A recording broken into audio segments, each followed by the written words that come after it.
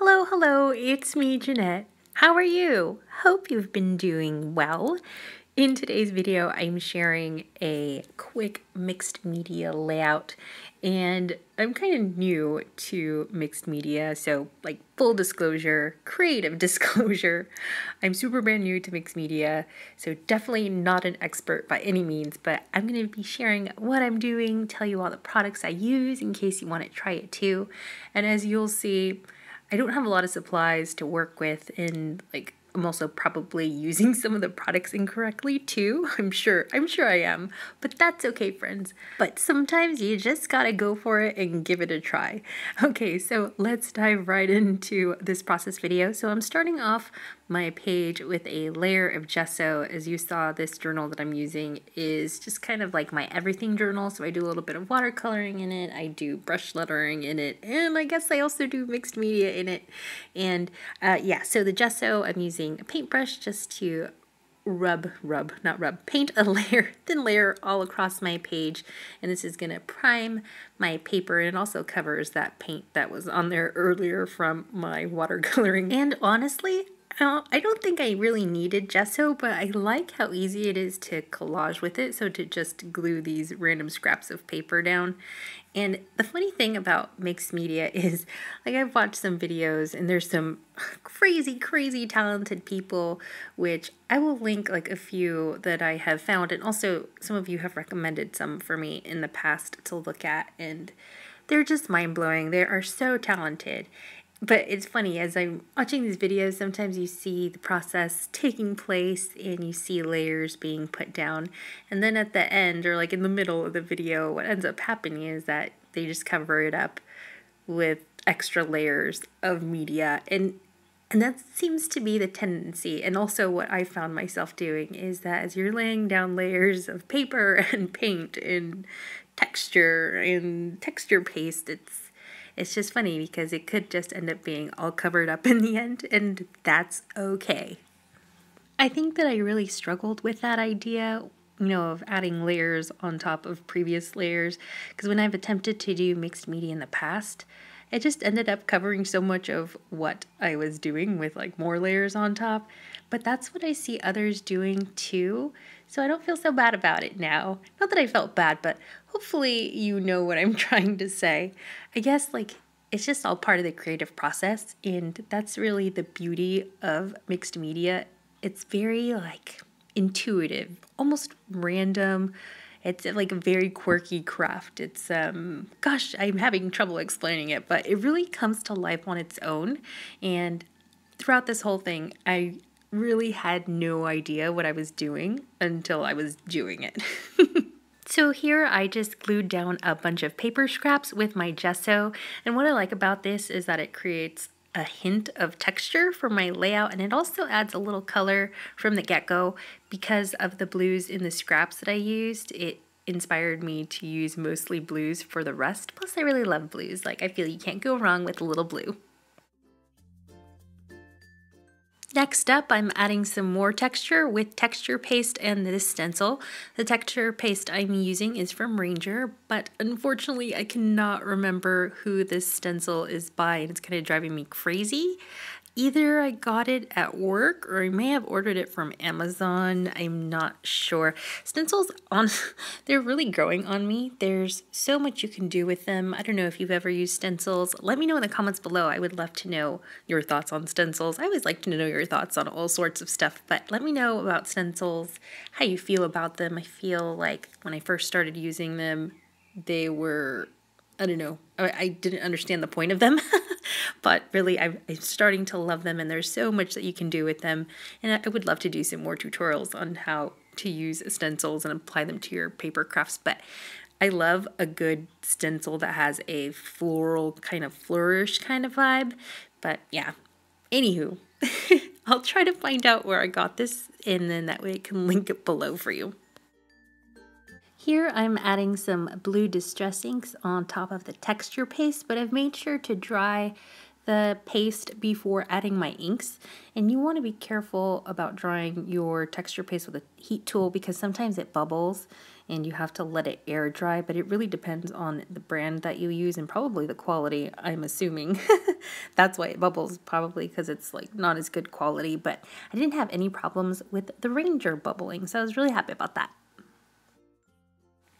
I wanted to use some darker blue tones for my layout, so I'm taking some black soot and mixing it with the blues from my Distress Ink blues, range of blues. I will have the colors I used listed below, but I'm pretty sure at this point that it was probably Broken China because I think that might be my favorite Distress Ink color. And now I am taking that same stencil and using some Distress Inks to add some more blue to my layout. And I felt like maybe this part, I don't think I needed to do this stenciling part with the ink, but I don't know, at the time it felt like the right thing to do. But now that I'm looking back on it, I'm like, I probably could have skipped that part, but it's okay. Again, it's just a creative process. You can cover up different, layers that you put down. It's totally fine.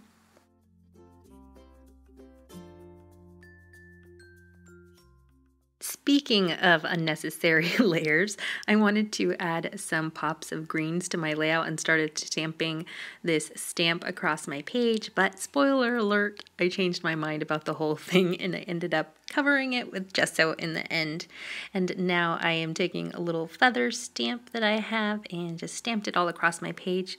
And this turned out to be a little bit too harsh, like too dark, and so I ended up covering it with gesso at the end just a smidge, just to make it more like grayish instead of so stark and black.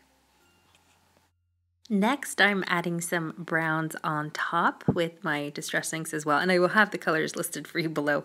And honestly, I'm not really sure why I added the browns now that I think back on it, but again, it was midnight when I was filming this video, so maybe that has something to do with it. I was probably like, I don't know, not paying too much attention, but I really like the blue and the brownish beiges together. I don't know, just came together real nice.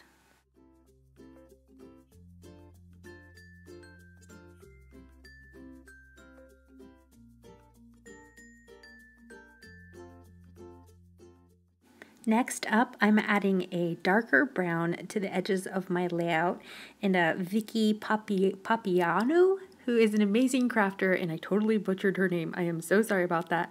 She mentions that she adds a darker border around her layout, and guys, she knows what she's talking about. Honestly, she's so talented. So check out her channel if you haven't already, if you have a moment. She is absolutely magical, and you're gonna love her.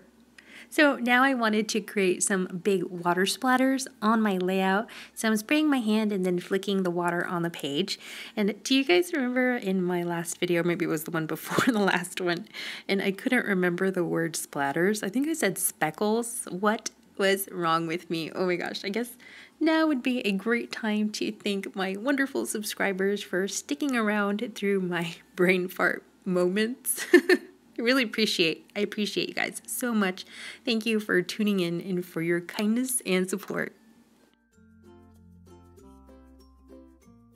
I'm adding some white heat embossing to my page, and I wish that this journal wasn't spiral bound because I would have loved to add a little bit more heat embossing on the opposite side of the page too. And that is such a bizarre thing to say, because if you would have asked me like a year ago or a year ago, I would have said, no, heat embossing, no, that's stressful. But no, heat embossing has really grown on me, and all that is due to practice. So if you're intimidated by heat embossing, don't worry, you're not alone, and just keep practicing and it does get easier. I'm using a little white paint to add some random brush strokes here and there, and I'm also going to write the word dream for my focal point. I wanted to do like a quote or just like a single word like believe, but I don't know, I ended up going with dream.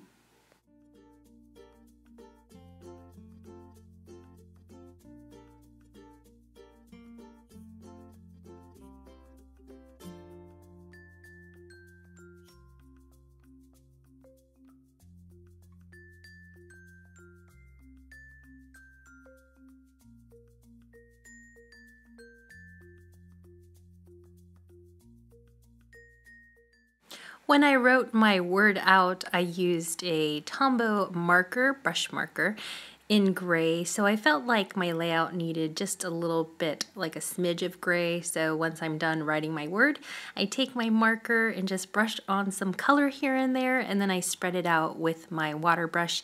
And if you didn't know, if you've used Tombow markers for like brush lettering, then maybe you didn't know that they also are reactive to water and they're great for watercoloring.